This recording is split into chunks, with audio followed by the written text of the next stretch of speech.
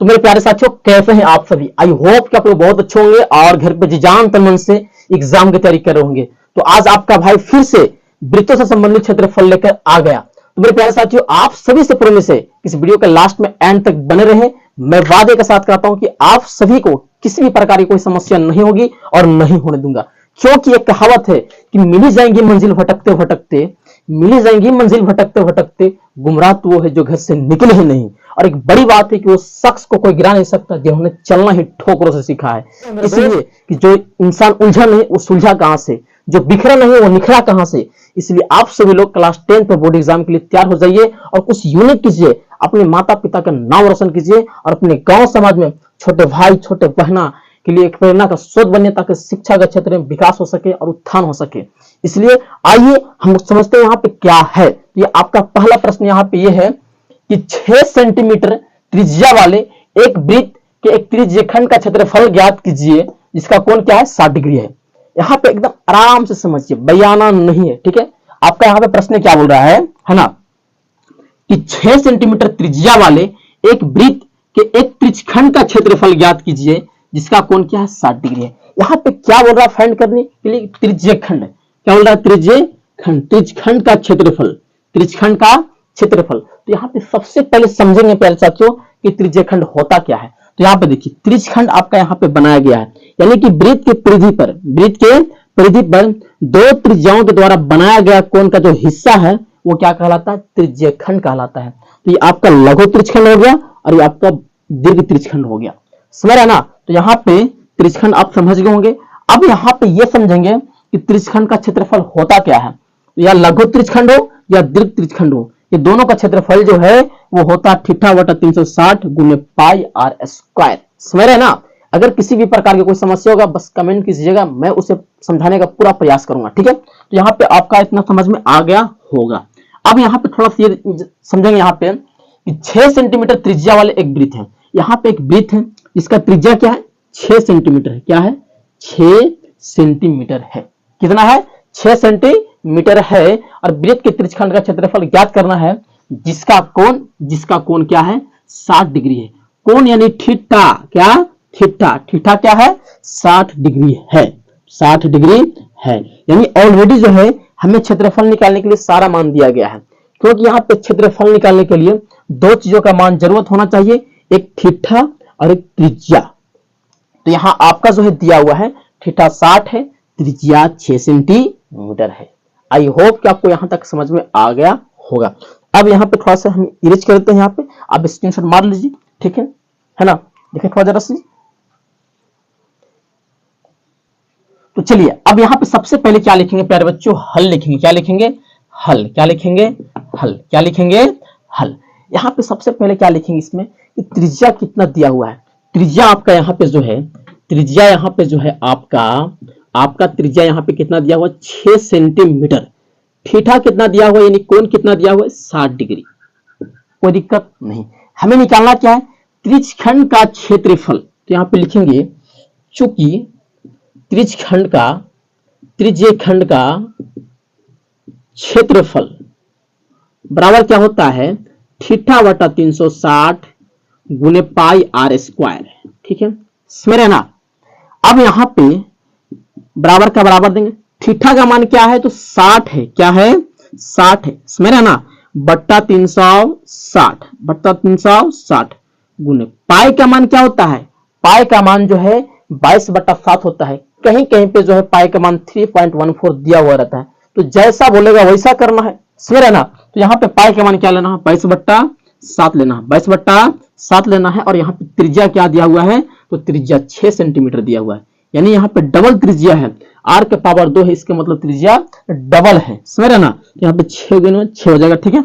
अब यहाँ पे काटेंगे 1 0 से 1 0, 6 एकम 6, 6 6 36। अब ये 6 से 6 कट गया। समझ रहे ना? 6 से 6 कट गया। अब गुना कीजिए, क्या बच गया? 22 गुने 6/7 बच गया। आइए गुना करते हैं, है ना? 6 से गुना कीजिए, 2 में क्या हो जाएगा? 12। 12 के 2 हाथ में एक। कहा ध्यान है? यहाँ देखिए 6 दूना 12 के 2 हाथ में 1 और 6 दूना 12 और 1 13, यानी यहाँ पे 132 बटा के क्या आ जाएगा? 7 आ जाएगा। और यहाँ पे सेंटीमीटर स्क्वायर में आएगा, क्योंकि त्रिज्या सेंटीमीटर में दिया हुआ है इसलिए स्क्वायर हो जाएगा। क्षेत्रफल जो है स्क्वायर में ही होता है। प्यारे बच्चों, यहाँ पे आई होप कि आप लोग को समझ में यहाँ तक आ गया होगा, है ना। तो ये आप लोग यहाँ पे स्क्रीनशॉट मार लीजिए, ठीक है। तो चलिए प्रश्न दो, है ना। प्रश्न 2 यहाँ भैया बोल रहा है कि एक वृत्त के चतुर्थांश का क्षेत्रफल ज्ञात कीजिए जिसका परिधि 22 सेंटीमीटर है। समझ ना, यहाँ पे एक वृत्त के चतुर्थांश का क्षेत्रफल ज्ञात कीजिए जिसका परिधि 22 सेंटीमीटर है। तो यहाँ पे सबसे पहले यहाँ पे समझेंगे कि चतुर्थांश होता क्या है। तो यहाँ पे देखिए एक वृत्त है। अब वृत्त के अगर हम 4 भाग में बांटेंगे, है ना, तो चौथा ऐसा क्या कहलाएगा, चतुर्थांश कहलाएगा। समझ ना यहाँ पे। अब यहाँ पे निकालना क्या है, तो क्षेत्रफल निकालना है। क्या निकालना, क्षेत्रफल।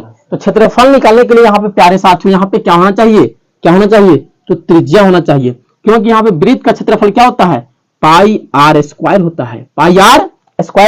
तो यहाँ पे आर का मान जरूरी है, इसलिए यहाँ पे त्रिज्या जरूरी होना चाहिए। तो यहाँ पे त्रिज्या नहीं दिया है, यहाँ पे क्या दिया है, परिधि दिया है ना। क्या दिया है, परिधि। तो यहाँ पे हम क्या करेंगे, लिखेंगे यहाँ पे वृत्त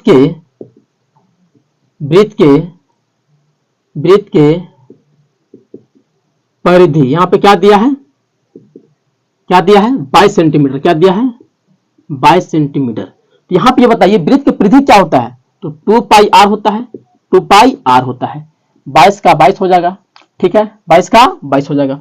अब यहाँ पे 2 का 2 गुने का गुने, पाई का मान क्या हो जाएगा, 22/7 हो जाएगा। त्रिज्या, तो यहाँ पे त्रिज्या तो नहीं दिया हुआ, इसलिए त्रिज्या हो जाएगा बराबर का बराबर 22 का 22। समझा ना।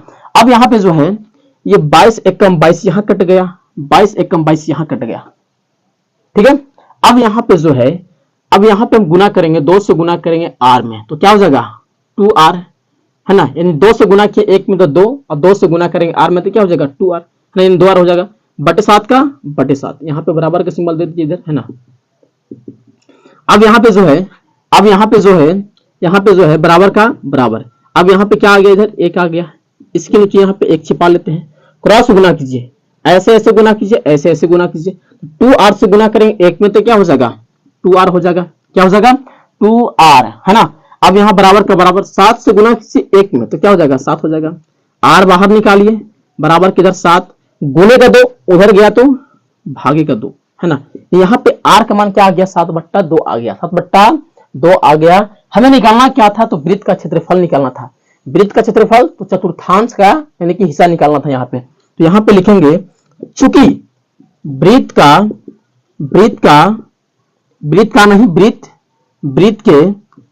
के चतुर्थांश का क्षेत्रफल क्या हो जाएगा। प्यारे साथियों यहाँ पे ये बताइएगा, है ना, कि वृत्त का क्षेत्रफल पूरा क्या होता है, पाई आर स्क्वायर होता है।